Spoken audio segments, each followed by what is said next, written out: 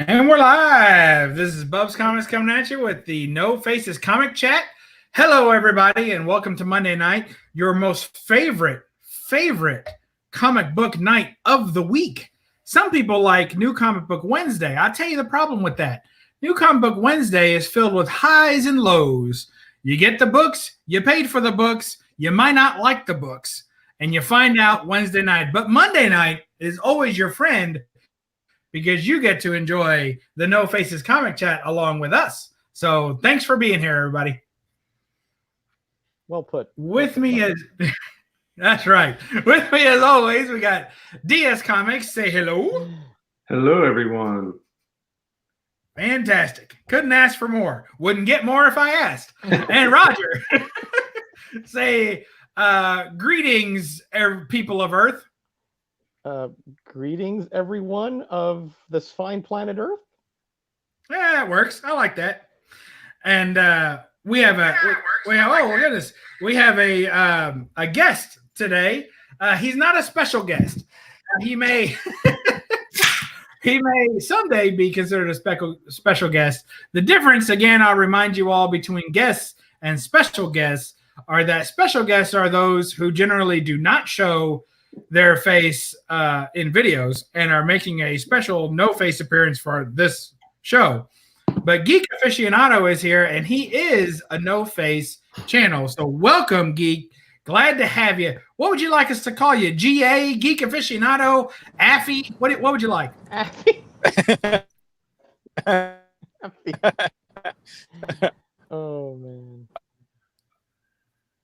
Definitely. All right, no problem. So are we going with Geek?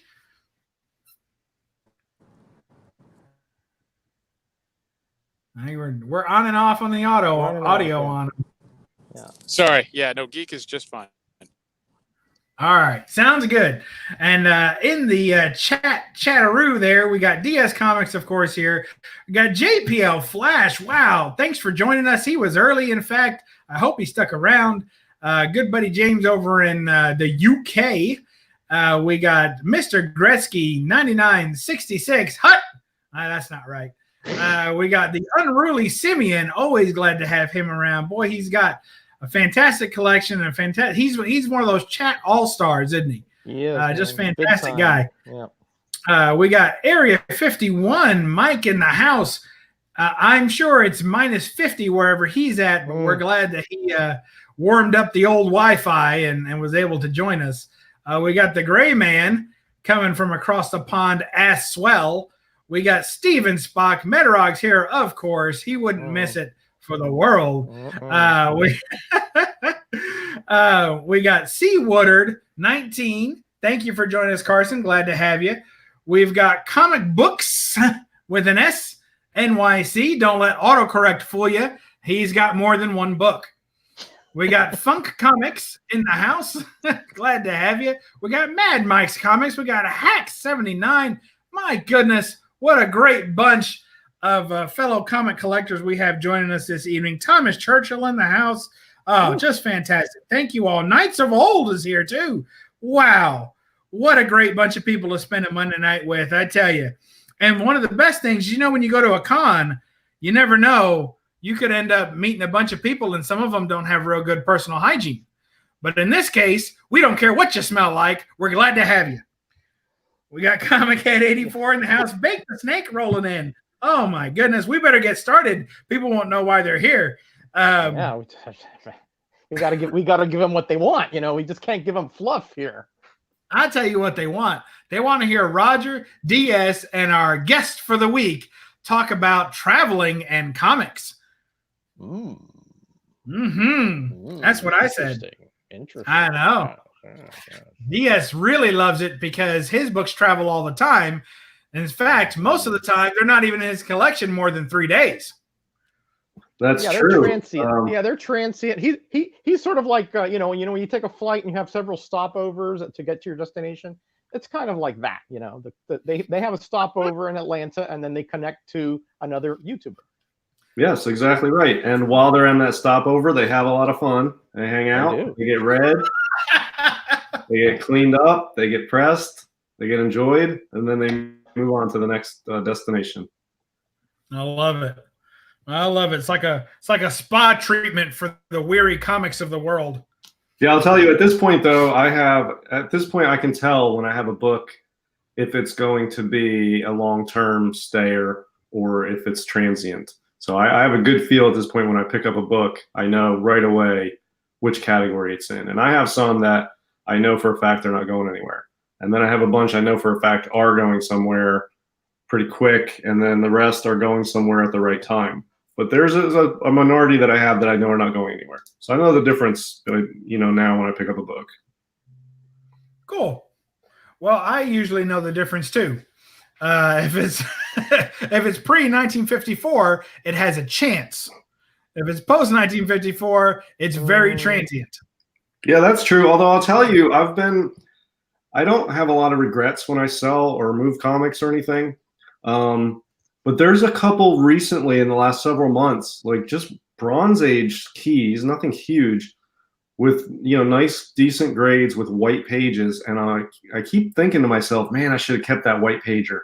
And so what I think I'm doing now, and I'm not sure why or where this is going to lead down the road, but when I'm getting these bronze keys back, when I get a nice high grade with white pages, I tend to put it in the separate box, like the longer term box. So I'm sort of growing a little attached to bronze keys with white pages, with VF range.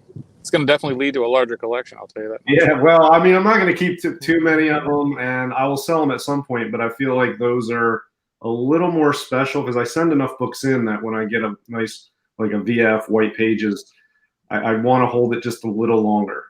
You know what I mean? It's not forever, not for years, but I don't know, maybe just to, I don't know. I sort of like the white pages when they come back. That's fair. Well, I'm excited about that for you, DS. Really, I am. Well, thank you, sir. Yeah, that's the boy who had 7 syndrome there. Yeah, and the one that's sort of I have a little I don't want to say it's regret. It's not that far. But I had that Ghost Rider 1 8.0 white pages.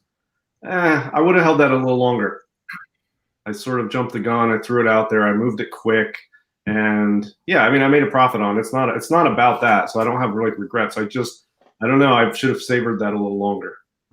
I'm actually surprised to get a horror guy like yourself dumped a Ghost Rider #1, just in general, especially one that high grade. Well, yeah, I mean, I try to keep my collection pretty small, so I just keep it to Golden Age mostly. But yeah, I mean, a Ghost Rider 1, I can always get another one. I've learned that in the last several years that if you sell a book and you're not sure if you regret it, you can sell it, and if you regret it, you can get it back. So, I mean, I can get another Ghost Rider, but I like Ghost Rider a lot, definitely. And Ghost Rider 1, I've got a Marvel Spotlight 5 right now that I'm going to sell on Wednesday. Yeah, I mean, I'll get more of those. They're not hard books to find, so there's not really reason to regret it unless you accidentally stumble on like a 9.8 copy somewhere. Yeah, I'm with Geek on this one. But 8.0 Ghost Rider 1, I can get another one of those. They're out there. Yeah, you can get another one, but you even said white pages. Yeah. That not every bronze books and white pages don't fall off trees. So to me, yeah, I'm with Geek. And an 8.0 with those blacks. And an 8.0, yeah, I'm with Geek on this one. That's a keeper to me. That's one. Like I said, if you see another one that's higher grade with white pages, I'd sell the undercopy. But until you have that in hand, I would have kept it. Right. So yeah, well, that's why I sort of have that little mini semi-regret about it. But that's true. That's a learning experience. I learned how much I missed it, and I wished I would have held it a little longer. I got that Thor 165 back with a 7.0 white pages, and I put that in the keeper box for a minute. So yeah, I'm not gonna make that mistake again. You're sort of like a foster father, It's like, well, I'll think about adopting him full time, but for now, we're just fostering you. Right. Hey, I got one of those Mr. Miracles back with white pages, and I put that in the box to keep too. 7.0 white pages, and that's not a killer copy or anything, but it's 1970 or 71. I mean, it's pretty early, so yeah, I don't know. White pages are cool on bronze books. I'm digging it. Of course, with CGC, you can always take an off-white, crack it, and resubmit it, and hope for white. Because I think their page quality grading is a little bit suspect. Well, when the owl card fell out of favor in the hobby, all of the off-white to whites became contenders for white because they're not using the owl card anymore. They're just going by what's the freshest for that publisher at that time. Yeah. So some of those owl off-white to white are just straight up white now. So just the dropping of the owl card from the hobby for the most part is what's generating that. What's your opinion Yeah. on that, DS? I mean, I'm honestly a little astonished that they stopped using that card for Well, I was reference. talking to another collector recently about how the hobby evolves and changes. And one of the things that has changed is the owl card, which was used forever, is not the standard anymore for determining page quality. And I think it's a good idea. And the reason is there's so many different publishers, different quality of paper, different types of paper over the different eras, that if you took, you know, 1,000, it's probably 5,000 different publishers in different eras putting out books. And if you took one of their books clean off the press from all of them, you'd have 5,000 different shades of white. So what they do now, instead of matching it to the owl card, they match the book to what's the freshest page quality that this publisher at this time had. If this is that, then it's white. And So you know, me and It's based Roger on having a larger sample size now. Yeah, I mean, me and Roger mentioned it before. I always put Charlton out there, like Golden Age Charlton, or even into the Silver Age, but especially Golden Age Charlton. None of those pages were ever white. Even when they flat came off the press, they weren't white. And if you matched up a brand spanking new, right off the press Charlton Golden Age book with the owl card, it's going to come up off white at best. Now, and the owl card, those are all getting off whites. But really, that is the best quality of that publisher at that time, and that is considered white for that book. So yeah, Marvel Bronze is going to be much brighter than Silver Age Charlton, or even DC, really. But so yeah, it's whatever's the freshest for that company is considered white, and it varies between publishers and eras. So I think it's good to move away from the owl card. The owl card was a standard that didn't apply to all the books equally. Yeah, totally unfair to those that never started with the highest echelon. So I agree, totally not necessary. I'm not a big fan of page quality notes at all. And I know that probably seems a little too radical for this bunch, but but I don't like that they put page quality on there at all. Because if you're not going to use the owl card and just basically say, let's say something has 10 pages, but it always had 10 pages from the day it came off the press, well, then it's up to the collector to know that the highest this book is ever going to have as far as color is going to be tan, and it's not going to be white. Leave that up to the collector. Don't presume that you have the greater knowledge than anyone else and that you have cultivated this. It requires too much trust for the buyer to have in the third-party grading company to say, well, this has white pages. Well, when I opened it up, they're tan. Yeah, well, that's what we're calling it white. Well, where'd you write that? Is it on the back of the slab? You know, what a white page is for this you know, it's not even in grader's notes. It doesn't even say for Charlton at this time period with these books, we find that 90% are below this quality number. You know, they don't give any information behind it. And for that reason, I don't trust their research. And I don't trust that they're going through that research for every publisher, every date period, every printing era. I just don't trust it. And because I don't trust it, I would rather them use the owl card. And if they're not going to use the owl card, I'd rather them not say anything about page quality at all, aside from brittleness or you know, staining or foxing or mold or anything like that would naturally affect grade. Then leave it off there. Don't tell me what color the page is unless you're going to tell me what color the page is. But that's what I mean, you can go on the CGC website, you can go on message boards, and you can listen to discussions like we're having now and sort of do your research and educate yourself to know how they are determining page quality now. And, you know, it's not like there's some publishers that have brown pages that are the best ever, but it's, you know, it goes from like Marvel to, which is, you know, pretty bright white color, to the off-white. So they're not really too many that are real tan. But, you know, if you have a book from a certain era or a certain publisher and you have a white pages versus somebody else who has off-white pages, it's a comparison that's helpful between those two books. But if you want to be really honest about it, none of these have white pages. If you get a piece of printer paper, you'll never find a comic book prior to 1985 or whatever that would ever have pages anywhere close to that being white. But when you read through books that you pick up and you get a nice bronze like that Thor 165, when I was going through that, man, those pages were fresh, they were bright, and it was noticeably of a high quality, that book. So when that comes back white pages, that tells you that the page quality is excellent. Yeah, and so, you definitely have to research it, and you can, some people don't care so much about the page color. You're right, Bub. I mean, people will say off-white to white, cream to off-white, whatever. I don't really care. It's all decent, and I just want the book in decent condition, and as long as it's not brittle. But there are some collectors that want to pay a little premium for top-notch, crisp, fresh, nice page quality, and that's why these are used. So, yeah, I don't know. I mean, it's nice to have a white pager for sure, especially the older you get. Yeah, I mean, I can see that. Anytime you're going to put a scale or another depth to the grade, it's always going to increase collectability. And honestly, I think that's always going to be the goal of a third-party company, of a third-party grading company, is always to be adding distinctions between their various products. And you're never gonna satisfy everyone. If they stay on the owl card, people will complain that that's outdated. Oh, sure. When they move away from it, then people complain that that's not a fair assessment now of some page quality. So you can never, please everyone.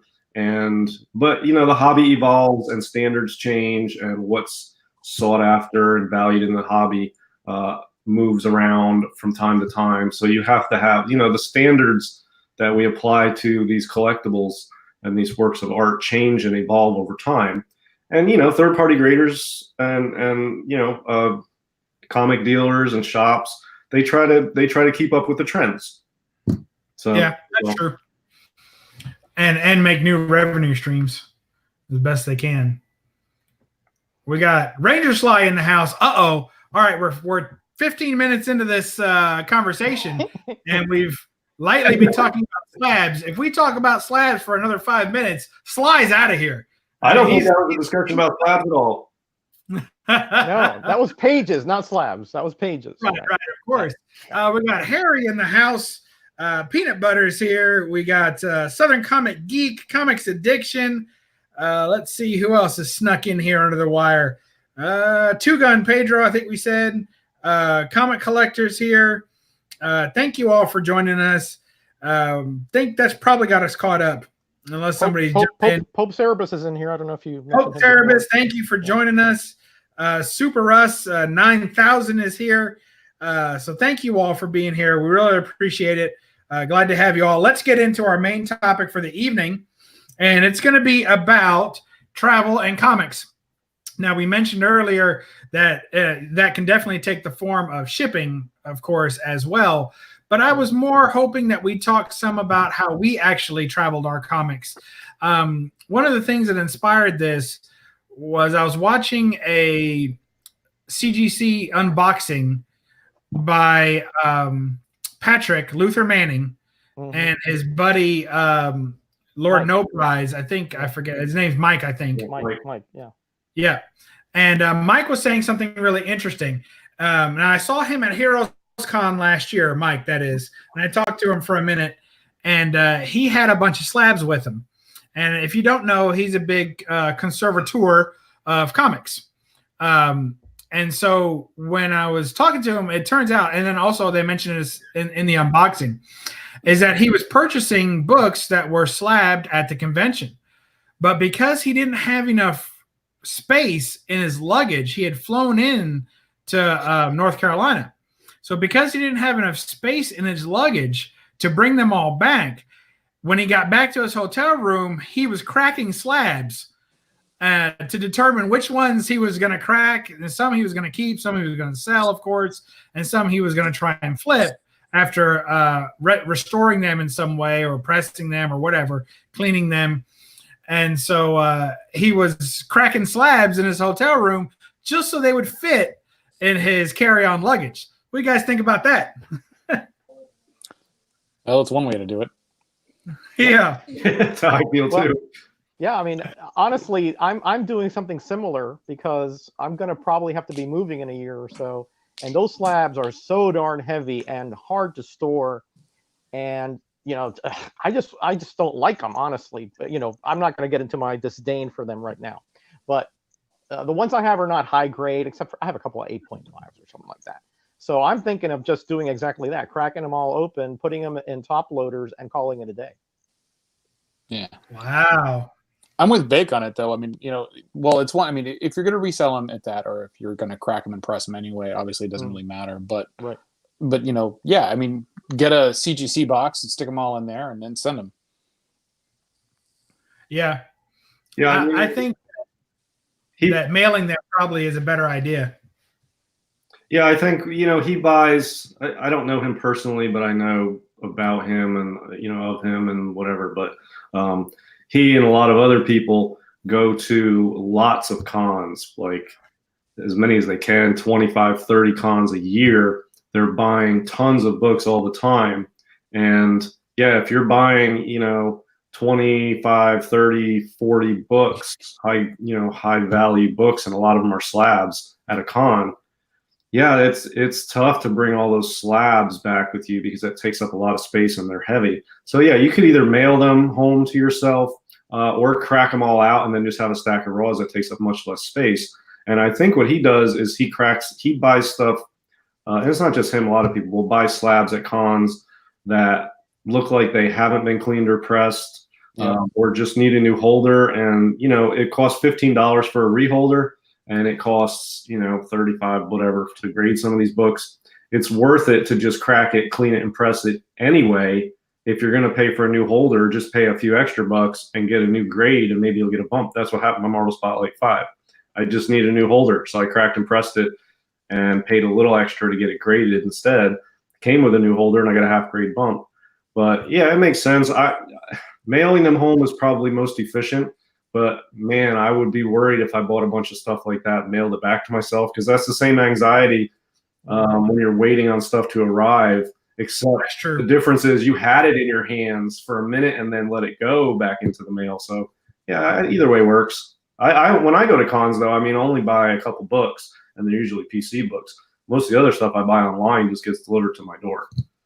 Yeah, but you bring slabs into cons to trade and sell, don't you? Yeah, I usually bring anywhere from 5 to 8 slabs. 8 would be a lot, but it's usually 5 to 6 slabs I'll bring to a con to sell or trade. And it's heavy. They go in my backpack, and I try to get rid of them quick because they're heavy. So yeah, it does, and that's just 5 or 6 carrying around in my backpack. And I'm old, but I'm not that old, and they're heavy, man. No, yeah, that's actually a funny story. So I had done my first. At the show grading at C2E2 several years ago, and I brought like mega books, right? I brought the FF48, I brought the Spider-Man 129, the Hulk 181, and I'm like, so we pick them up on Sunday, right? And I got my kid with me; he's like 13. I got them all in a backpack, and it's kind of heavy, right? There's like 5 or 6 slabs in there, and I'm like, here, you carry this around the show for a while, right? You're young and limber, you can handle it. I go to step away for something. I come back and he's standing there, and the bag is on the floor next to him. And I'm like, put the bag back on your back now. It's like 50 grand in your bag. Put it on your back. Yeah, that's how I was at Baltimore. I had, I don't know, 10 or 12 on-site books, maybe even 16. I don't know. It was quite a few. I don't remember. It was a lot. And so they gave me the whole box. They were in a box, and they just gave me the box. So I had a box open at the top just with all these slabs from on-site in Baltimore, and I'm carrying them around, and they're heavy, and I'm carrying them to like a booth to try to sell a couple. I carried them over to the Comic Core booth to set them down and just hang out for a minute. And then I was ready to leave. So I walked out, but I have, I had it wasn't really clear which exit I was going out of. It's not real well labeled sometimes in some of these places. So I went out the exit, and I realized it's on the other side of the building where I'm parked. And now it's starting to rain. So I'm carrying this box full of like 12 or 15 slabs or whatever in the rain. I'm trying to cover them up. The top of the box is sort of closed a little bit. and my arms are starting to tighten, and like I feel like they're ready to give out. And I finally reach the parking garage, and I get to my car, and I set them down, and my arms are all cramped. And yeah, I put some in my backpack, but I couldn't fit them all in there, so the rest I had in the box. So yeah, and that was just walking from the con. I just went out the wrong exit, and yeah, it's a lot of work carrying around slabs. They are very heavy. Yeah, I kept seeing everybody with the little mobile carts with the white boxes on them, and I came up with something similar. You know, kind of pimped it out a little bit. So I got the BCW plastic bins, and I carry a slab one and a regular one stacked up with a, you know, just strapped on with a bungee cord, and I just wheel that around with, you know, logos on the box and everything. But it worked out really well to be able to, you know, pick up and drop off, you know, books and slabs, because the last show I did, the C2E2 last year, I think I did 40 something signature series books, but I was able to keep them all in the bins and everything, and keep them with me until I dropped them off. So it worked out. Wow. Also, it doubled as a table to do window boxes. Yeah, it was. It was a less than fun show that year. That's too much like work. That's too much like work for me. You know, I really like forget. You know, if you have kids, hey, you on that line, you on that line. I'm going to check the boxes. You know. Yeah, you know, the art germ line was pretty long. You know, but I think I had like 10 or 15 books signed by art germ to flip. But the worst line was Perez and Wolfman, but it was worth it. You know, getting you know, what did I get? Crisis 7 and Titans 1 and a couple other ones that they first Deathstroke, the new Titans 2. You know, having both of them sign those books, you know, just really nice. Good, you have good taste, sir. You have very good taste. I think I'm going to buy a couple of straps that I can make to fit around a short, like a slab short box, and a couple of straps that I can turn the box into sort of an impromptu backpack. I think I'm going to do that. Either that, or I'm just going to hire a Sherpa. It's one of those. Well, there you go. There you go. I'm down with that. You know, that's bring a mule in there. You know, that's a mule service that we should be able to do. We should, you know, find a way to, you know, have people who are willing to lug around, you know, your crap around a convention. You know, pay for that. Yeah, and the same thing with waiting in line for signatures. You know, I think Bub, didn't you say something about like they should have like designated, you know, signature line walkers that will stay in a line for a fee? Well, they technically do. They're facilitators. They'll go and they'll get that stuff done for you. Oh, okay. Yeah, that's no fun. I mean, if you want to meet the creators, sure. But, you know, if you don't want to stand in that line, you're like, you know, I got other business to do here. You go do that. Well, yeah, I feel like half the people that stand in lines for signatures, half of those lines are people that are getting SIGs to flip the books, and the other half are people getting them for themselves. But I feel like it's 50-50. And I don't have a problem with it, but it makes the lines massive when you have double the amount of people than just who wants a signature for themselves, because the other half just wants the signature so they can get it witnessed by CGC, get it slabbed, and then sell it for a profit, which is fine. That's part of the industry and the hobby. I don't have a problem with it, but it makes those lines long. But man, I'm glad, Roger, you and me, man, we don't like SIGs. I don't wait in line for SIGs. I'm not interested in meeting any of these dudes. I just want the books. So I just hang out where the dealers and the books are. And it's crazy seeing people going, spending hours and hours in the line. And for me, I couldn't do it anyway. Even if I wanted it, I would pay somebody to do it. But I feel for you guys. I really do feel for you guys, because I do like meeting the creators, but not the signature part. You know what I mean? It's my book. Yeah. Why is their signature on my comic? Okay. Yeah. So, their credits are already in there as far as I'm concerned. You know? I'm right there with you, Roger. So, but I feel for it, because it makes it, you know, I think Bub has said it's sort of, you know, tells you, you know, there's a place and time where that occurred, so it gives it a little more of a history. I get all that, but to me, it doesn't accentuate the book in any way. So why have it, you know, as far as I'm concerned? I mean, don't get me wrong, though. I think if you have a Stan Lee signature or a Jack Kirby or a Siegel, oh, heck yeah, because, you know, those are legends. But if you just have some, you know, regular old guy who just happened to do a couple covers, It also seems like those lines, Bub, when you and me were at Heroes Con, it seemed like at a certain point on like Saturday or Sunday, the lines were non-existent for a lot of those places. It seemed like Friday and like maybe early Saturday, they were stacked.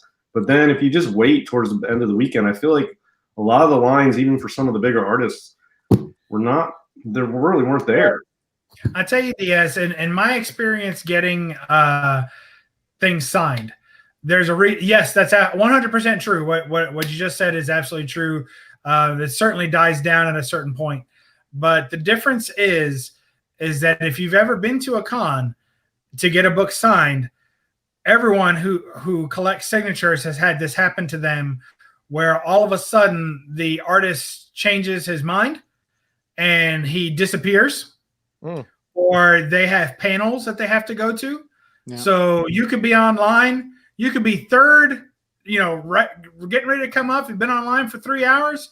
And when it's time for that guy to go speak in a panel, the handlers come and take him away and he doesn't come back for 2 hours.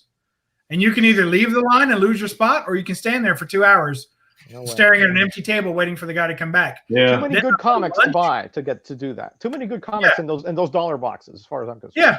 And then they'll go to lunch, they'll go to dinner, they'll disappear, or they'll just stand up and say they need a break and disappear for 2 hours, or they decide that they were scheduled to be there Friday, Saturday, and Sunday, but they only came Saturday.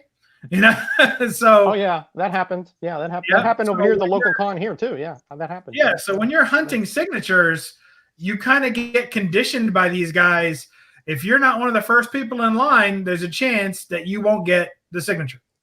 Well, I'll tell you, if anybody wants to try out the DS con method, it involves no digging in long boxes and no signatures. So it is a stress-free con experience. You walk around, you look at wall books, you make some deals. There's no lines. You can leave and go whenever you want. And not all of us have so narrow a focus, DS. Hey, we get easily distracted by pretty things. I like to look at the books on the wall. I don't have the patience or the wherewithal to dig through long boxes and identify, keys and undervalued key collector app type stuff. I don't like the signatures.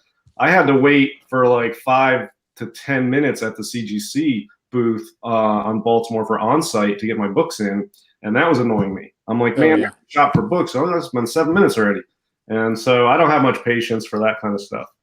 So yeah, I missed out on a standing signature because of that. What's that? I heard that you cut that line. That after waiting 5 minutes, you slid into the side and put the books on the table and skipped in front of a bunch of people and said, "Hey, it's me." Not true. I was the first one there. There's like 6 or 7 spots at their table, and each one has like a marker, like line 6, line 7, line 8, whatever the number. And I went up to one, and somebody I didn't know this, so I put my stuff in an open spot, but it was apparently between the numbers. So when I found that out, I was like, "Oh, okay. Well, I'll just get behind you." And he's like, "Well, I'm going to leave and walk around. I'm not waiting. So if you want this spot, you can have it." So I just slid my stuff over. And so now I'm at the front of the line for that spot and waiting for CGC to open. And when they finally opened and the representative starts coming around with the tablet to take orders, she's just taking whoever walks up to her first. And of course, now I'm at the back of the line because she's at the other side of the crowd and so now I turn around and I'm sort of at the back of this makeshift line. And so I complained to the guy in front of me that was at the counter, and he's like, "Yeah, I'll take him for you. I'll type him in here." I was like, "All right, thanks, man," because I've been waiting longer than whatever. So, yeah, I mean, I'm assertive about it. It's a business, and there's money involved, and I'm not there with friends. Like, I'm not going to be rude, but I'm going to be assertive, and time is money. And I did what I had to do to get my books in there as politely as possible, but the guy at the counter agreed with me. He's like, "Yeah, I'll take them for you because I know you've been here." So yeah, that's what I did. I'm not really into the whole herding mentality. Like when I go into a fast food restaurant and they have that little serpentine gate, you have to enter here and walk. You go through the other side. There, I just walk around the end and go in front. I'm not following some little fenced-in area. You come in front. Oh man. I don't wait for the walk sign at the street either. If it's, in the evening and there's no cars coming, I'll just go. I'm not going to press the button and stare and wait for the little machine to tell me to go. Do you know what I mean? I'm not doing that. You're a rebel through and through, DS. You are contrarian to the core. I love it. I think I am. I mean, it's whatever. Some people, it rubs people the wrong way a lot of times, and they don't like me, and that's fine. You work off the idiom that you snooze, you lose. Yeah. I got stuff to do. Well, sometimes you gotta look out for yourself, and nobody else is gonna look out for you. And if you're not assertive and look out for yourself, you're just gonna lose out. So you gotta look out for yourself in this hobby and in life generally. But in this hobby, you gotta look out for yourself because nobody else is gonna look out for you. So and duck the crowds, right? Avoid the crowds. Break the rules. Do whatever you got to do. Give them land, lots of land, and starry skies above, and don't fence him in.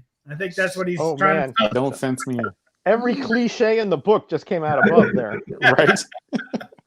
Okay, so we're talking about traveling. I know that Geek I wanted to talk to him about this. He just went to my old stomping grounds. I lived in Miami for over 40 years, Geek. And I know you were just there. You put it on Instagram. I saw you over there by Bayside or the Port of Miami. You went to North Miami to meet Raul, and you did some shopping there, right? Not me. Not you. Not me. Oh, he gave stuff to you. No. No? Might have been a different geek. Oh, okay. I'm sorry.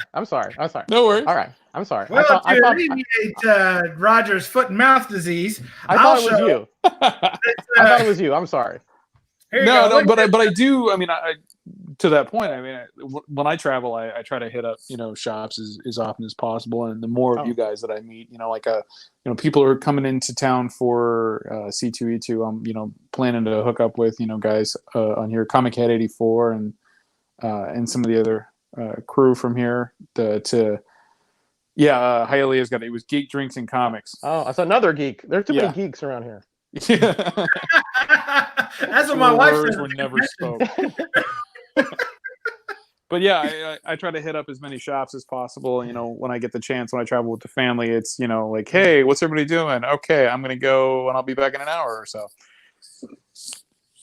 I love it. So here's what I take to the conventions. DS affectionately refers to this as the football. It's a little close. Okay, so there's the football, and so I thought it was the nuclear football. Self-destruct codes. Yep. Okay. And launch codes in there. Oh no, you're gonna have to crack that open, Bub. We got to see how this is set up because it reminds me of those ones that they have at the CGC booth where they've got the foam cut just properly to fit the comics into. Keep from shifting. Well, and it does have a lock or whatever, but so basically, of course, you got shaving cream. Shaving cream. Jurassic Park. That people ask to see that. You got like, the do you have the shaving cream? Wait, is that because of the Jurassic Park? Yeah, does the you bottom got the dino unscrew? eggs in there? Come on, let's see the dino eggs. It does not. It does unscrew, but I haven't finished it yet, so it's a problem. I'll have it ready by the next time. I want to see a Diplodocus in the worst way. No, that's where he keeps his spare cash. Oh no, this is all the cash I have. Oh, Here's no. my hidden chamber. So I have it split in two halves. It's got a divider in between.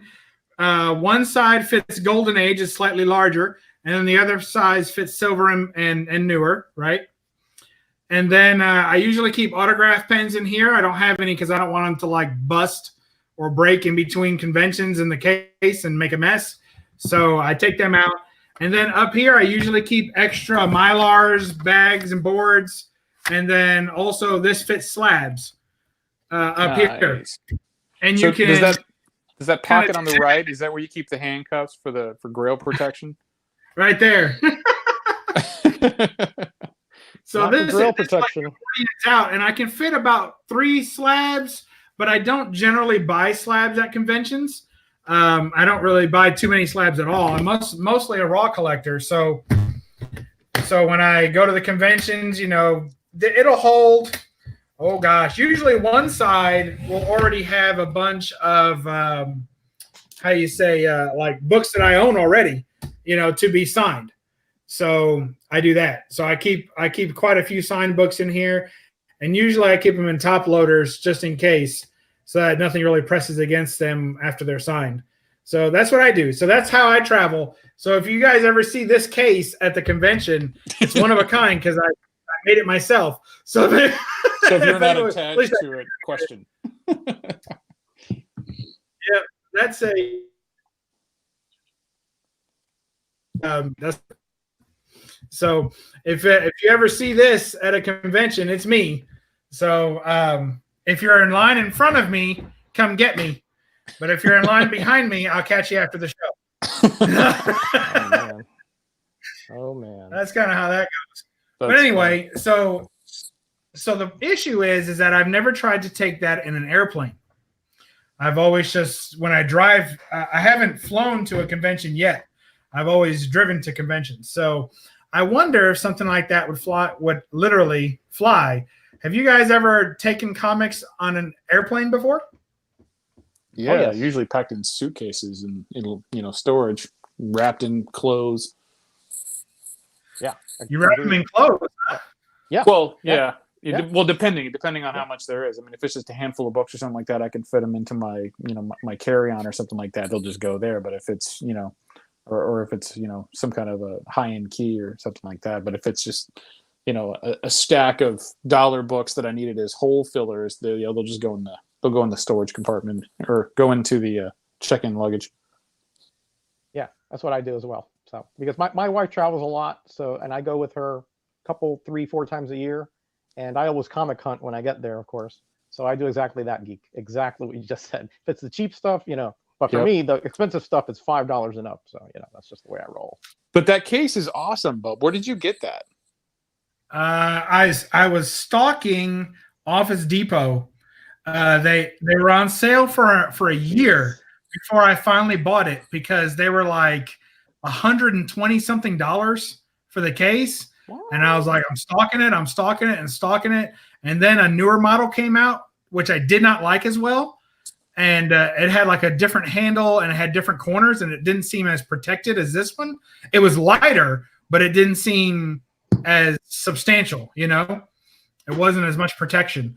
So I stalked it. And when that model came out, I went to Office Depot every day and checked at lunch. And finally, it ended up being on sale for like $69 or something, which is one of my favorite price tags. So I jumped all over it. It was great.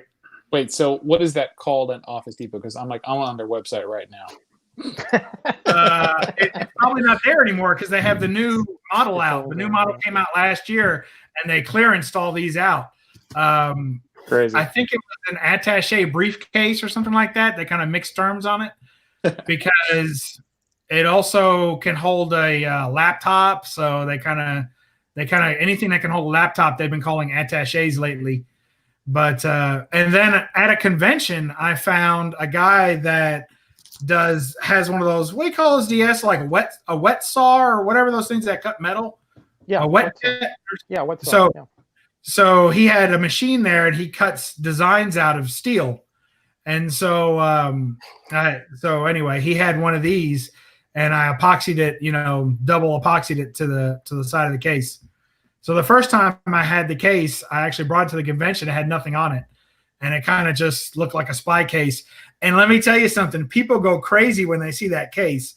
Everybody wants to see inside of it. And the artists get a little nervous. Like when you walk up, tap that case on top of the table, they're all like back up a little bit. They're kind of listening to see if anything's ticking. I'm like, dude, you can't be that important that somebody wants to bomb your ass. Heroes come. That's funny. So I would love to get one of those personally, but like ever since I was in San Francisco and there was this suitcase, this flight case, like a regular, a suitcase style that carries wine. I can guarantee you that my wife would not let me get something like that until she got that for us to carry the wine back when we travel. And I know this, and she's watching right now. So there's just no chance I'm getting one of those until that one's done. Well, that's fair. That is good for protecting slabs. I just carry a backpack. I don't have anything fancy like Bub, but you can get these for free from the post office, and these are the padded ones. And they have a sticky part on top, so I cut that part off. But when you put a slab in here, it fits absolutely perfectly. Can you just put that in your luggage? So I'll fill these with slabs, and I'll put these in my backpack, and it protects the slabs pretty well. Now you can leave more of it up there if you want, but it's like a perfect padded sleeve for slabs, and they're free. So you can get these at the post office, and if they don't have them in the little place where you can get the flat rate boxes and stuff like that, you can just go up to the counter and ask if they have any priority padded envelopes, and they'll give you these. And they fit better. They're good. I'll think even better, DS. You can have those shipped to your house.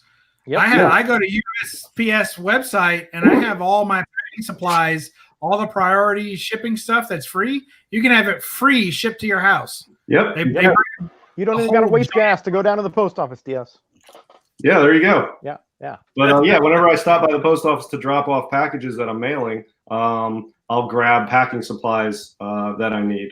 And these are great. I have like 10 of them that I don't use all of them, but they're pretty sticky on top. So I just cut that top flap off, and they're perfect little things to transport slabs in, so they don't bang around, they don't get chipped, they don't get scratched.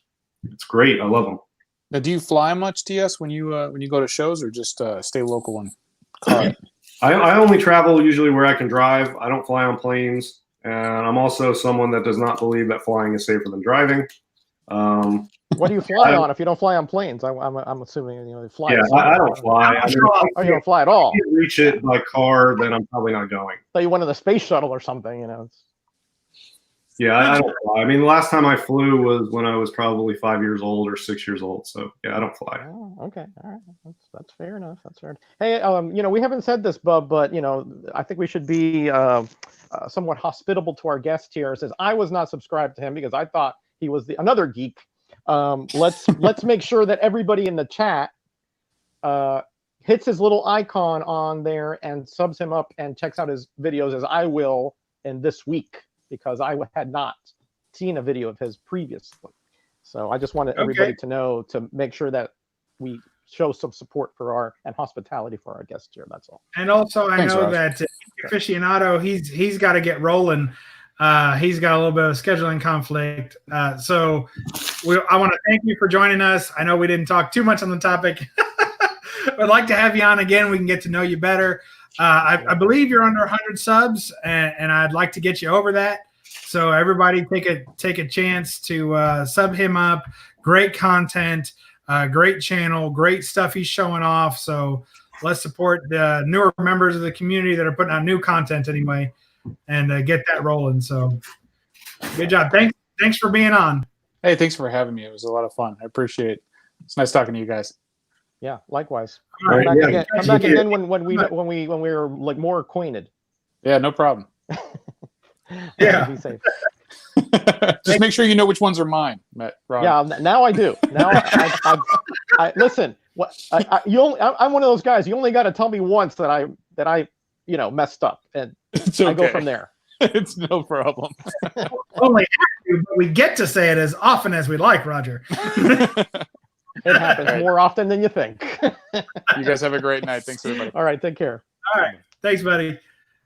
Well, that was fun having him on there, and I got to say that he was a good sport about it. I knew that he had a scheduling conflict.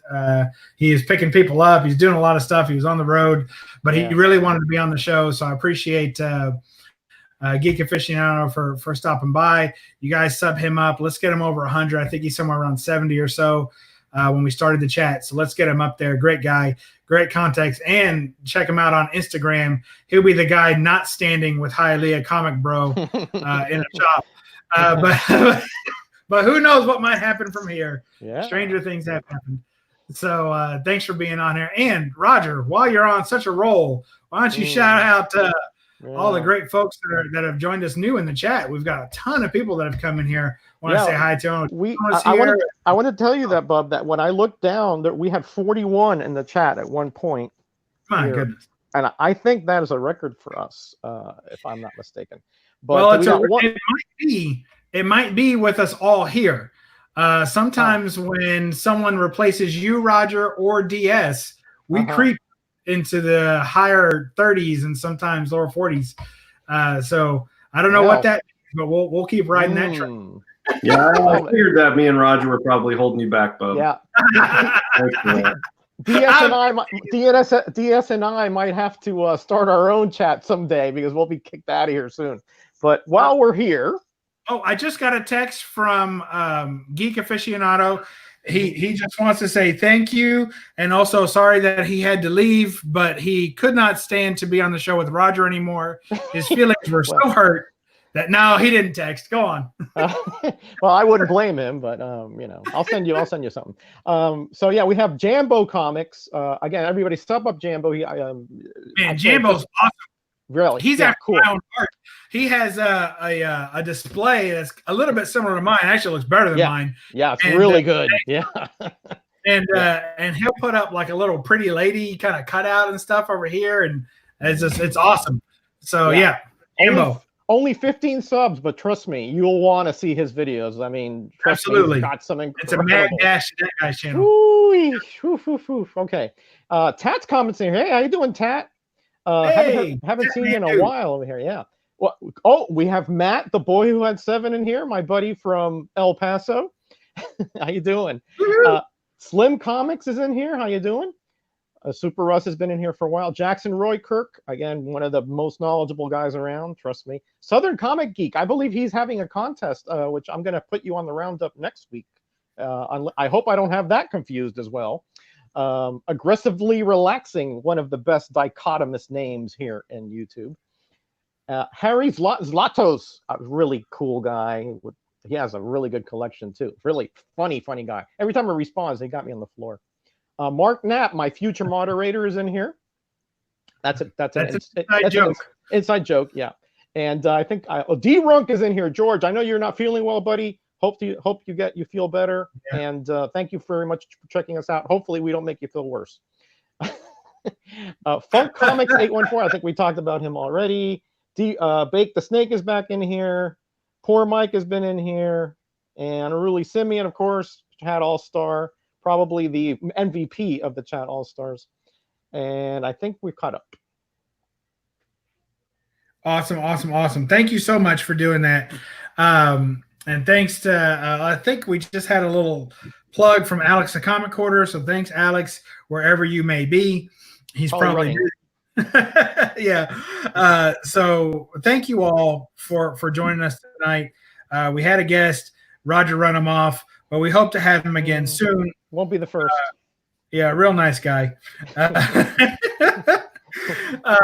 And so we're just talking about traveling with comics. I tell you, one thing that I did, I flew some comics down to, I drove them. So I went to Myrtle Beach last year. Maybe it was a year before. And I took a box of comics with me, right? And not like a short box, but like a shipping box, right? Held about 30 comics. Mm-hmm. And I stacked them in there real tight. And when I got to the hotel, I opened them up and read through them. And I had brought the first volume of Lone Ranger by Dynamite. At that time, I had finally finished it. And I was like, you know what? I'm just going to take the whole volume down there. And I was there for about a week. So over the course of the vacation, I just read from issue 1 all the way to issue 25 as it was the last issue. And it was awesome fun. And I actually loved those books. And it was a great story. Anyway, the point of the story is that I sat there on the balcony reading them.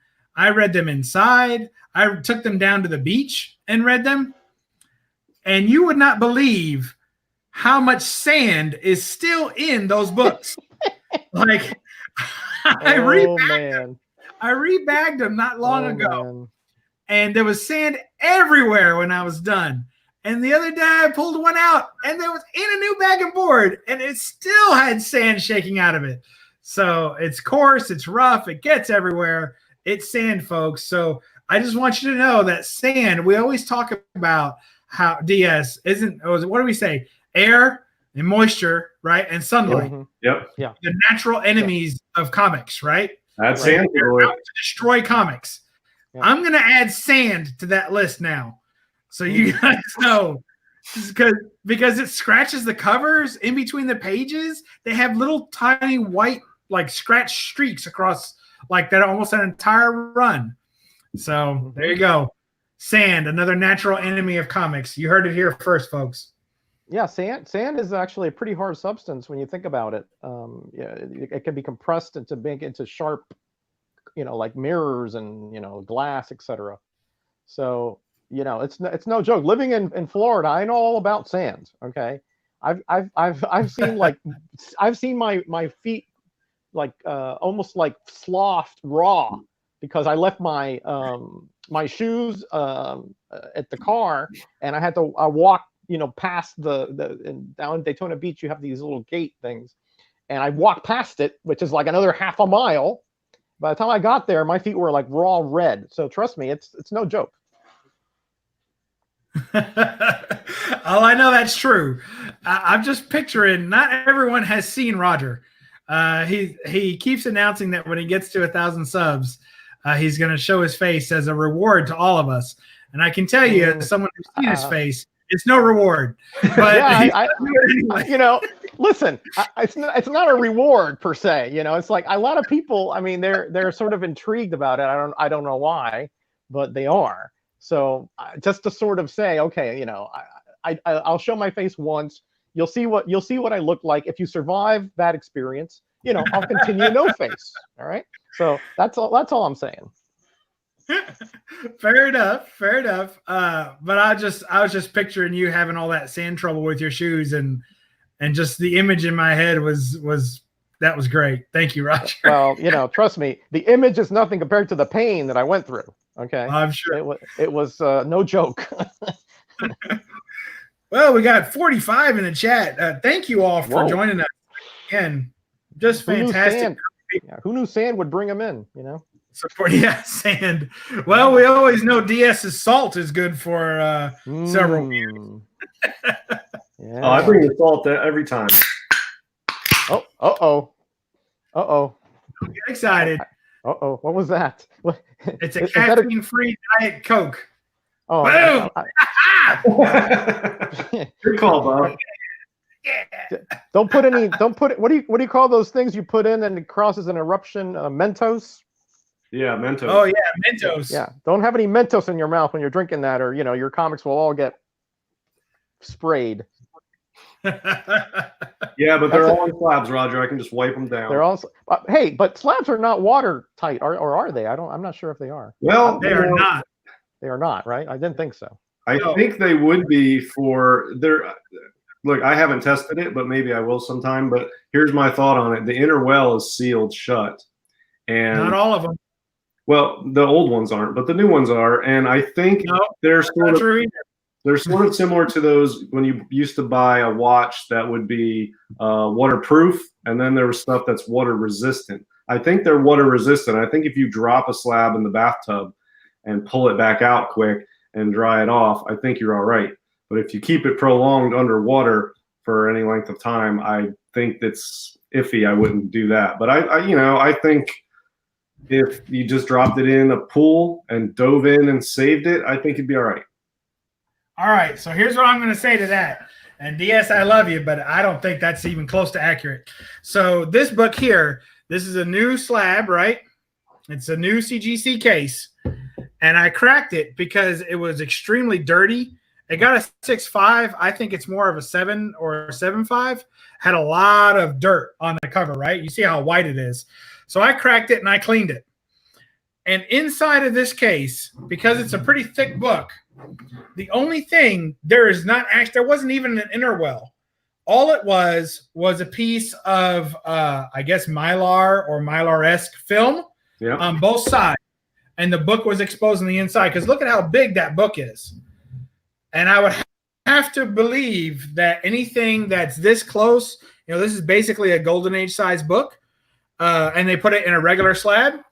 And all they did was put a film of plastic between the two edges. There's absolutely no water seal going on there. Now, you can say that the edges had some seal to them, but anyone who's ever had a slab, you know that they're not perfect. There's usually a couple of gaps here and there that aren't fused shut. So I would say under no circumstances, I wouldn't even walk a slab in the rain, much less drop it in the bathtub. So that's where I'm at on that. Yeah, I don't think it's a good idea, but I think it's, it's like a bag and board. If you submerge that entirely, the book's going to get wet. But if you just drop it or submerge the bottom of it for like a few seconds, I think you're going to be all right most of the time. But yeah, I mean, you don't want to get your slabs wet, but they are sealed for the most part for all practical purposes, but you don't want to go deep sea diving with them. So. yeah. But also, CGC has had different iterations of inner wells over the years. And the very early ones were not sealed. They were just sort of like crimped at the corners. And then, each new version of their holder has had a different version of the inner well also. And a lot of the inner wells now are sealed pretty much all the way around, or mostly all the way around. And the slabs themselves are sealed pretty good around the edge. They're not waterproof, but yeah, they're sealed pretty well. I mean, I also put them into poly bags, and I think it keeps the comics nice and well preserved. D-Rung says he's going scuba diving with a slab, and he'll report back. Yeah, I would love to see that. Yeah. So, just get a 9-point modern, whatever, something, George, something, you're not really crazy about. Take it down there to one of those famous Minnesota lakes. Take it to the bottom. Let's see what happens. George loves those 9-point moderns. What are you talking about? He wouldn't take that anywhere. I'm sure there's a couple that he's not crazy about, something, that maybe he got a couple back he was a little disappointed in, in his last haul. So maybe Charlotte Spider sketch by Mark Bagley he'd like to see at the bottom of the ocean. I'm not quite sure about that. Listen, no Mark Bagleys deserve to be at the bottom. Okay, maybe floating up top, but never at the bottom. I don't know. You have to check his video on that one. I also like to see an experiment. Another cool experiment would be to submerge a raw comic in distilled water and get it completely soaking wet, and then let it air dry, and then press it and see if you can tell of any staining. Because if it's distilled water, it should be pretty free of particulates. It shouldn't leave a noticeable stain, but that much water you would think definitely would. It'd be interesting just to see as an experiment if submerging a raw comic in distilled water and then drying it out and pressing it, if you'd be able to tell the difference between one that was and one that wasn't submerged. I don't know. I think that'd be interesting. I like experiments like that. If anybody wants to donate a Golden Age key to me, you'll never see it again. Let me just continue the sentence. That is a goner. I'm gonna send him a wet ball of newspaper and tell him that the experiment failed. That's it. That was I'm sorry.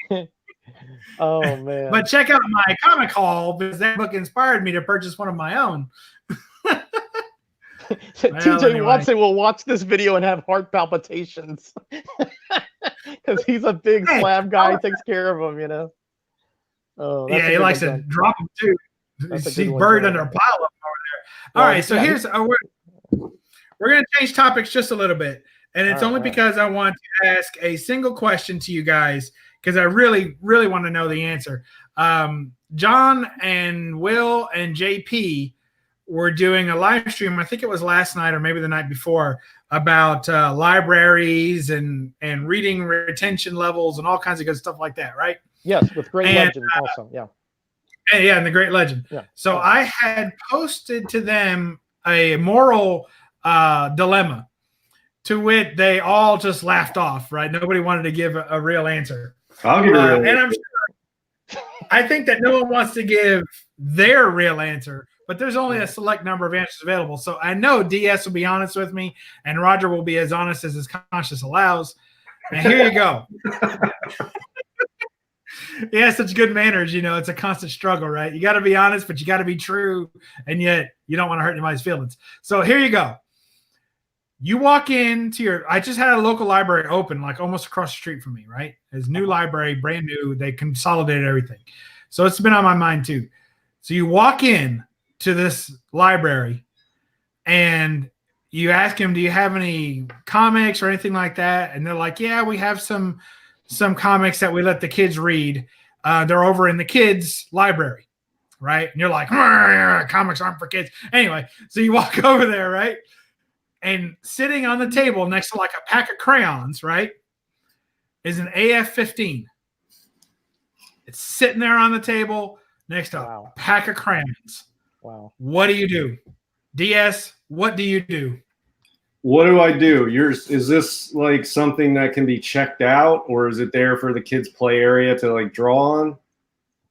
My initial reaction was that it was a book that could be checked out, but they were leaving it up to the kids to play with. Okay, I would immediately take it off of that table and go to the front desk. And before I showed him, I'd ask him, what's your checkout policy? Do you have comics to check out? And find out. And I'd say, well, I found this one. I want to check this out. And I would say, I would find out if they sell any of that stuff, or if I made a large donation, would they let me have this? But yeah, I would not leave it on the table because, and not out of any type of dishonesty or selfishness, but that is a piece of art that needs to be preserved far and above more than leaving it on a kid's table with crayons. That's not a kid's toy. That is a highly collectible piece of history and art.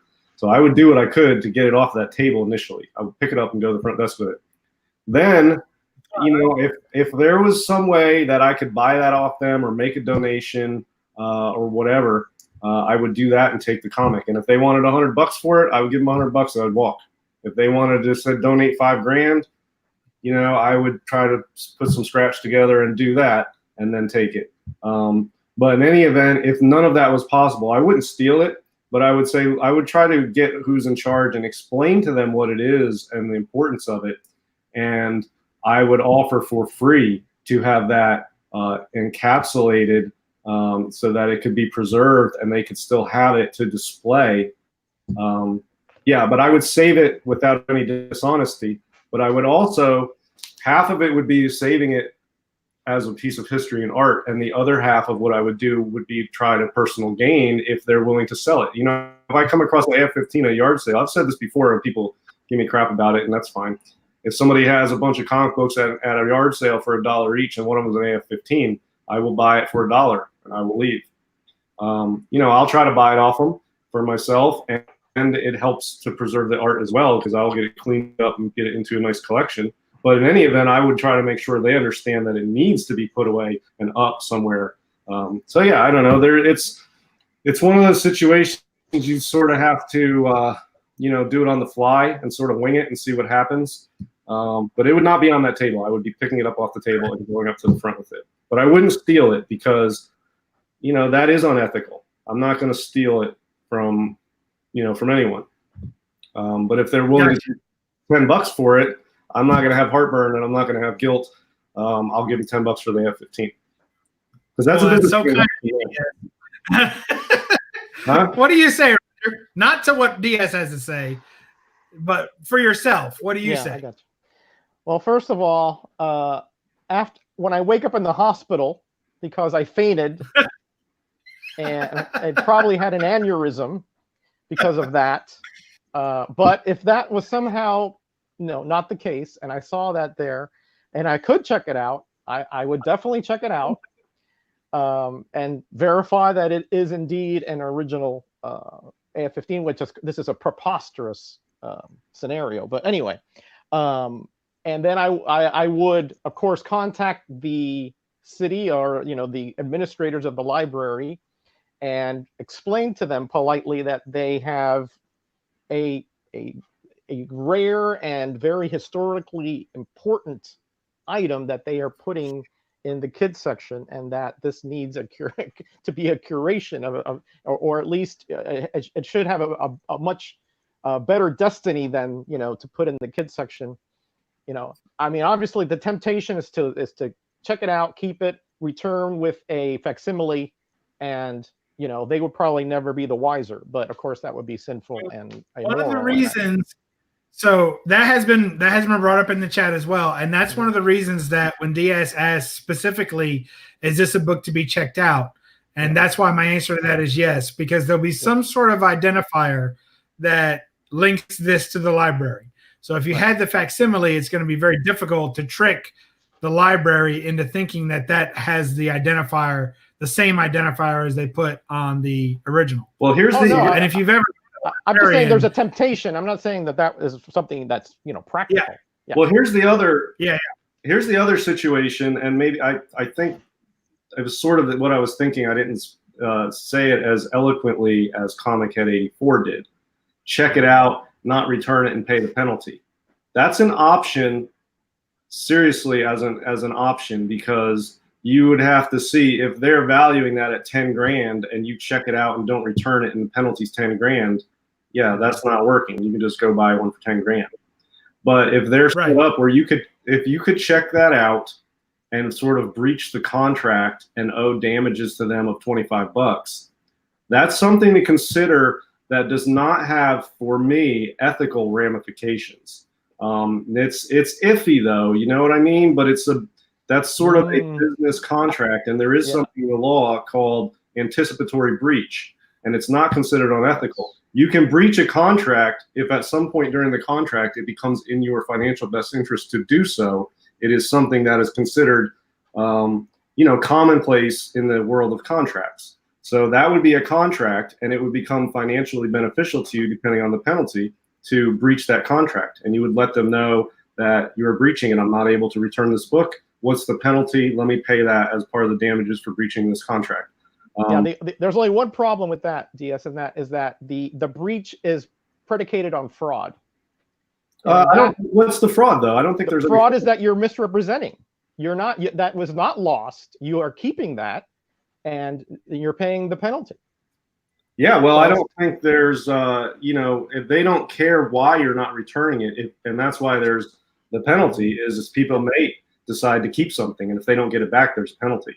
So I don't know that it's that may be the case. All right. That's enough.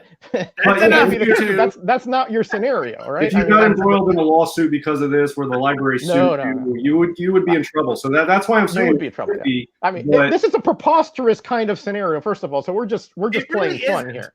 Okay, I mean, really isn't preposterous. There's no way that you're going to find an A15 in a library at all, much less in the kids section. I've got a stack of books that it's a brand new library, so they don't have much really. Right. And I've got a whole stack of books that I'm heavily considering going over there this Saturday and donating to them. Mm-hmm. Now, if I'm willing to do that, and I know as much as I know about comics, obviously I'm not going to donate something that has any kind of extreme value. But there is a chance that someone who comes across a box of these books and says, well, here was a box of books. It has comics. It has, Life magazines. It has some, 5 copies of Old Yeller, whatever. And I'm going to take all this to the library, and they donate it to the library. There's a good chance that a book that old will be a little rough and tattered. And the employee of the library may just look at it and say, well, put these in the giveaway, put these books in the giveaway pile, and we'll put these comics in the kids' room. And we'll stamp it, because everything that stays in the library gets a stamp anyway. Right. So we'll stamp it, and we'll leave it in the kids' room for them to play with. So to me, even though it is a very, very, very unlikely scenario to occur, I don't think it's completely out of the realm of possibility. In fact, I would say that at some point in the history of all the AF-15s out there, a few of them have maybe even landed in libraries over the years. Yeah, I would. I agree. Check it out. I would check it out under my name. Okay. I would not return it. I would pay the penalty. I would sell it, and I would donate half of it to the library. That's what I would. Okay, that I think is all right. Okay, that's okay. Based on fraud, I don't know, but no, that's okay though.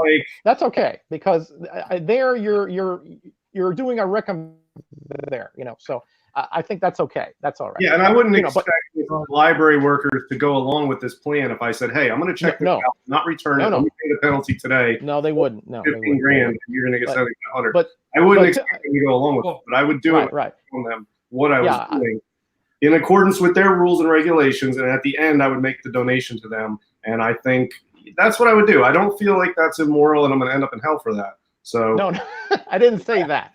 All I'm saying is this: that if again, Bub loves to give us these, moral conundrums, right? But all I'm saying is this, right? That if this implausible, if not nearly impossible scenario occurs, it's not nearly impossible. Go on. well, I would say maybe 20, 30 years ago, there would, that would have a higher possibility. But now we're several generations down. If this was the case, this thing would be dust, at this point almost. But anyway, so let's say it does happen. My issue is that I have like one of the world's guiltiest conscience, So if that occurred, I mean, trust me, I'd be like, I hope this never happens to me, because I would be like torn. Either way, I'm going to lose. All right. If I don't keep it, I'm going to be like, if I do keep it, I'm going to be miserable. So to me, I hope this never occurs. But if it does, I think the better for me is to take it to the administration, explain, how this occurred. If they offer it up for sale, for a discounted price that I can, afford, I would certainly, consider it. But I would take it to the administration and say, look, this is what occurred. This was the scenario, and how should I proceed? If they say, hey, give me $200 for it, I couldn't whip out a check fast enough, But if they say, hey, give it to me, I have to give it to them. Let me mitigate what people might think of me at this point who are maybe watch this on the replay. I haven't seen any real bad comments in the chat. No. I haven't checked my subs yet. I might have lost 25 subs. But in any event, if I was at the library reading and doing something on the computer and somebody else brought their comics to catalog and they were at the table across from me and they got up and put their stuff under their arm and left and dropped their AF-15 on the table and didn't notice it and walked out, I would grab that AF-15 and run after them and say, hey, you need to keep a better eye on this because you just almost left the AF-15 behind, and I would give it back to them. But if I walk in the library and it's clear somebody was sitting there and they left their AF-15 on the chair and it's not the library's, I'm not going to take it to the lost and found. I'm going to keep it. But if I know whose it is, I see somebody drop it, doesn't matter what it is, I'll return it to them. But if I find something, I'm not taking it to lost and found. I'm not if I find something you lost, unless it's a personal item, but if somebody drops money, I found a $50 bill in the mall once. Yeah, all right, $50 for me, free. There's no way you can identify who dropped that. So yeah, if I find a wallet, I'll look in it to see whose it is, and I'll return it to them, and I won't even open it to see how much money's in there, and I won't expect a reward at all, and whatever. But if I feel like if the library has an AF-15, they don't know what they have, and they have rules in place that allow me to check that out and pay if I don't return it. I'll do that, and then I'll make a donation after I sell it. So I don't know. I mean, it's one of those situations, a good hypothetical, because it's iffy and it sort of depends. I mean, at a certain point, there's obviously going to be something unethical or immoral, like if you just flat out steal stuff. And on the other hand, anything short of that, yeah, I mean, it's varying degrees of how you yourself view certain things. It's very subjective when you come to morality and ethics a lot of times, and this is not a clear-cut case of what's right. But it's one of those situations where if you do something wrong, but you can't always tell if what you're doing is right. But you can definitely know there's some things you can do that are definitely wrong. But the rest of it's sort of a gray area. That's a very good point. I often find they say that there's white and black and there's very little gray, but I always find that the black is very easy to identify, and it's the white that looks gray sometimes and the gray that looks white sometimes. But I can almost always know where the black is. Yeah. So I'm with you. Yeah. And I want to thank you both. I think I know what I need to do. So I appreciate you both for helping me along in this decision. And we'll catch you next time on the comic chat. Notice what Count Von Strange said, though. Nobody ever gives Batman a problem. He's breaking laws left and right. He's kidnapping people. He's tying people up. He's committing assaults and batteries with no color of law, and nobody's giving him a problem. All I'm trying to do is maximize some money for me in the library from an AF-15. So who's worse, me or Batman? I mean, clearly Batman is the more of the villain here. So yeah, interesting discussion. Yeah, we all have to go with our conscience on this, and again, I'm not here to judge you or anybody. That's not what I'm only telling you what I would do, and that's all I'm sharing. Yeah, and also if you're going to undertake to some of these sketchy sort of areas, you need to be okay with judgment that will come your way. Don't do something and expect to get away with it and nobody's going to know. Do it and then expect that people will find out and judge you. And then you have to consider, are you okay with the judgment that may follow? I am. I don't care. But some people may not want that judgment, and you better just stay out of the certain areas. You know what I mean? Yep. I like it. Comic Head 84 has got right on the nose here. He says, you heard it here first. DS is better than Batman. And now we know that to be the truth. Classic. That's classic. We're not worried about that. So thank you all for being part of this. Thanks to our panelists. Thanks to Geek Aficionado for joining us. Please check his channel out, sub him up. His link is in the description below. Thank you to DS as always for joining us, and Roger. I like throwing these little questions at you guys because you're so different in so many ways, and I am different still from both of you. It's good to know. I mean, if you're going to say you're like one of us, I'd be a little nervous about that. I think the ranking, the hierarchy goes from top to bottom, from highest morals to lowest. It goes God, Roger, DS, Batman, Bub. That's the hierarchy right there. I'm below Batman, really? Oh man.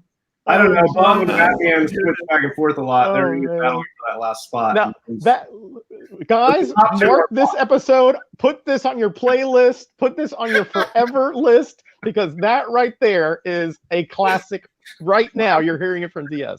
Mark my words. I quit. I don't know. I know those top two spots are locks, and everything else. Well, I mean, listen, I'm human, buddy. I am not perfect. I make mistakes. Trust me. But I purposefully, no, I don't think I could do that. No. Well, regardless of all that, I want to thank you both for joining us, and I want to let the chat know that we'll be holding applications and auditions for next week's No Faces Comic Chat. I'm currently looking for 2 new co-hosts. I didn't even say what I would do, and I turned out to be the last. Also, check out the new show premiering next Monday at 7 on Metarog's channel, starring Roger and DS. Oh man! Yeah. They're gonna call it Highest Papers and Plastics. Oh my god! This is like Jack Kirby going to DC and giving it the to Marvel. Yeah. It's like, oh, you don't like my New Gods? I'm making Eternals over here, buddy. You guys are great. Thanks again. No, we'll all be back. I don't want to go up against the Metarog Power Hour. Yeah. No, there's going to be no Metarog Power Hour. I guarantee you that. I think we should do a hypothetical each week, though, because that's a really interesting discussion. So I think I'll try to come up with a new hypothetical each week. How's that? You guys down? Sounds good. Yeah, absolutely. Because I have no fear that you're ever going to do your homework. Yeah, don't worry at all. He'll forget this next week. All right, hypothetical coming next week. No, what about Toploaders? Yeah. We'll just say Mylars are great, and that's it. That'll distract them. Yeah, put them in bottoms up. No, don't do that. All right, guys. Man. Thank you all for joining us. DS, you got anything coming up on your channel?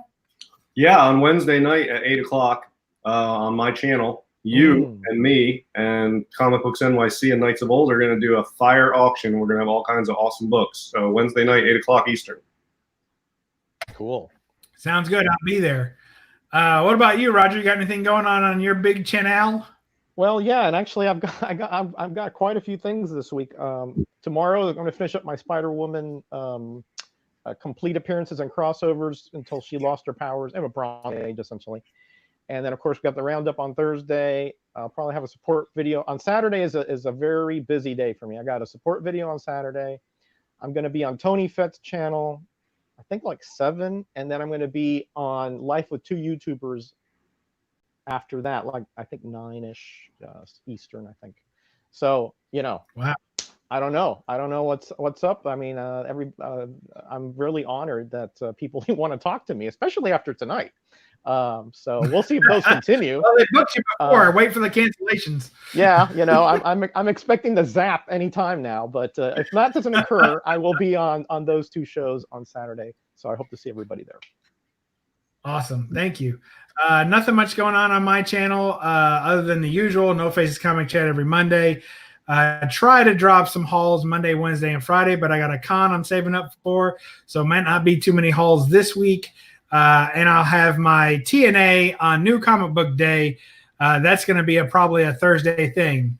So I know that's got to be everyone's favorite ongoing series. So we'll see how that holds up. It's been getting harder and harder to do lately. So anyway, yeah, that's right, Scott. TNA on New Comic Book Day every Thursday. And of course, I'll be on that auction with DS Comics on Wednesday, selling off some affordable raw keys. So that'll be fun. That's it. So DS, you want to say your goodbyes? Yeah, everybody do your homework, and we'll catch you again next week where I will have a hypothetical to discuss. Love it. And Roger? Yeah, great show tonight. Very surprising in how it all unfolded, but I still think it was a great show. And I will be here next week regardless. And everybody be blessed and be back. Oh, actually, next week I probably won't be able to make it. Oh, really? Yeah. Somebody call Hialeah.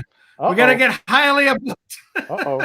But I will pass the hypothetical along to Hialeah or you guys. So, yeah, Right. I won't be able to make it next week.